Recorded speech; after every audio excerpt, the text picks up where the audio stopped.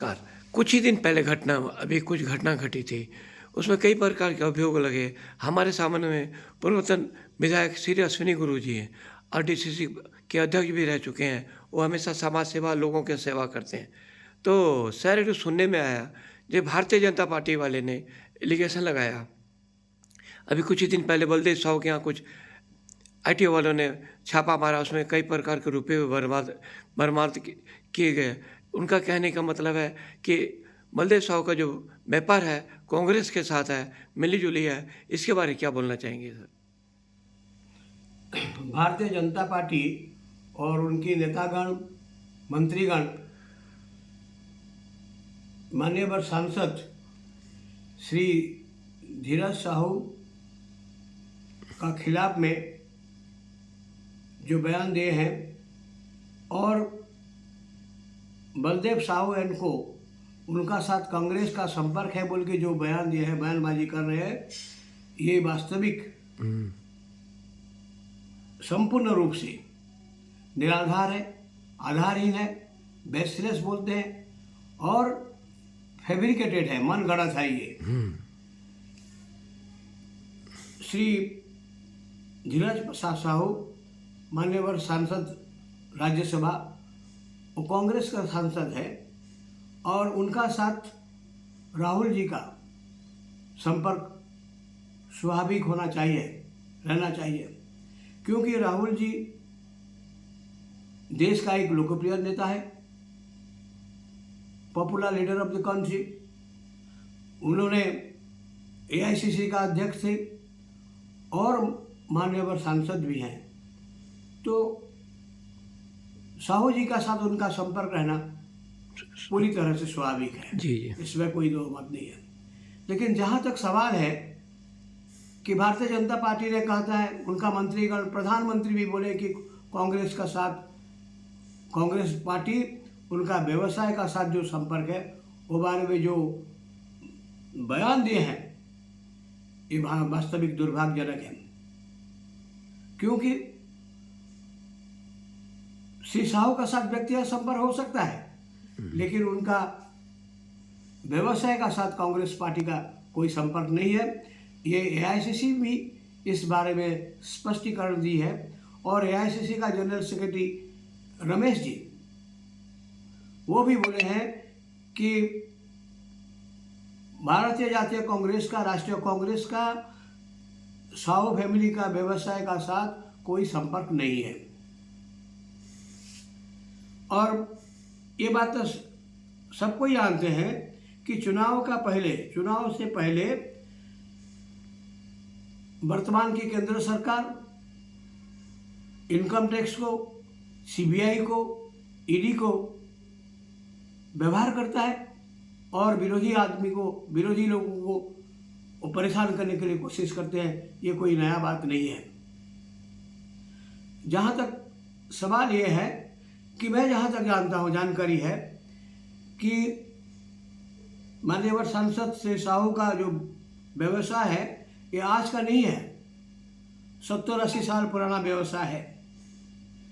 और जब ये माननीय सांसद बने, उससे बहुत दिन पहले उनका ये व्यवसाय चल रहा है। उसके पहले से चल रहा है, बहुत दिन पहले से चल रहा है। दूसरी बात यह है कि आपका माननीय मंत्री धर्मेंद्र प्रधान जी अभी बोले हैं कि वो कांग्रेस का एटीएम है। कांग्रेस का कोई एटीएम नहीं है, लेकिन भारतीय जनता पार्टी का बहुत सारे, असंख्य, अनगिनत एटीएम रहा है, ये सबको मालूम है। आज ये सरकार संपूर्ण रूप से भ्रष्टाचार में बुड़ी हुई है, संपूर्ण रूप से भ्रष्टाचार में डूबी हुई है और ये भ्रष्टाचार को प्रोत्साहन देती है। मैं एक बात बोलना चाहता हूँ कि भारतीय जनता पार्टी ने महाराष्ट्र में जो गेम खेले, अजित पवार के नाम पर 70,000 करोड़ रुपया का घोटाला था, अभियोग हुआ था, उनका जो केस था उसको विड्रॉ कर दिए और अजित पवार जी को महाराष्ट्र का डेप्यूटी चीफ मिनिस्टर बना दिए। हम सबको याद है कि जब कोरोना का समय था, सारा विश्व कोविड में जर्जरित था। भारतवर्ष में भी कोरोना का जो भयंकर रूप धारण किया था, उसी समय में कर्नाटक का एक भूतपूर्व पार्लियामेंट सदस्य, पार्लियामेंट मेंबर, जो कि भारतीय जनता पार्टी के हैं, उनका बेटी का शादी में 500 करोड़ रुपया से ज़्यादा खर्च किया था। उसका बारे में तो कोई तदंत नहीं हुआ। आज दूसरी बात यह है कि अब लीजिए वेस्ट बंगाल में तृणमूल कांग्रेस का जितना थे मेंबर ऑफ पार्लियामेंट हो या एमएलए हो, जिनका नाम पर केस था, वो सब केस को विड्रॉ कर दिए, क्योंकि वो लोगों ने भारतीय जनता पार्टी में योगदान किए।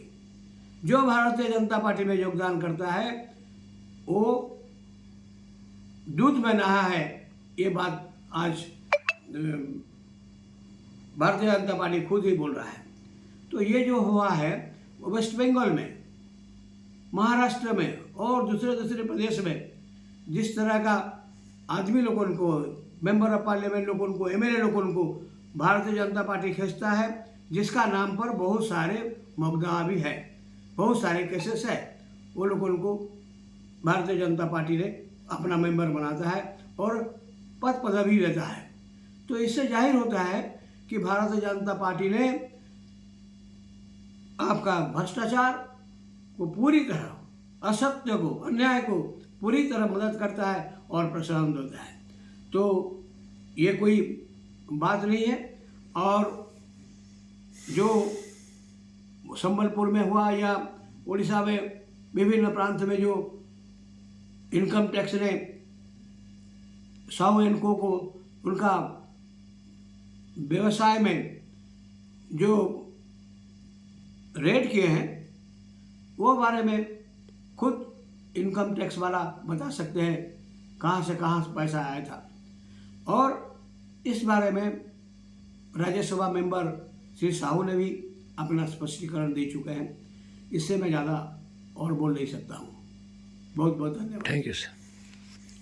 ठीक है। अभी हमने अश्विनी बाबू से वार्ता सुनी, वो भी कहते हैं कि भारतीय जनता पार्टी में जो भी शामिल होता है उसका सारे केस खत्म हो जाते हैं, और उसका हर एलिगेशन भी खत्म हो जाता है, और उसे भारतीय जनता पार्टी में शामिल करने के बाद मंत्री भी बना दिया जाता है।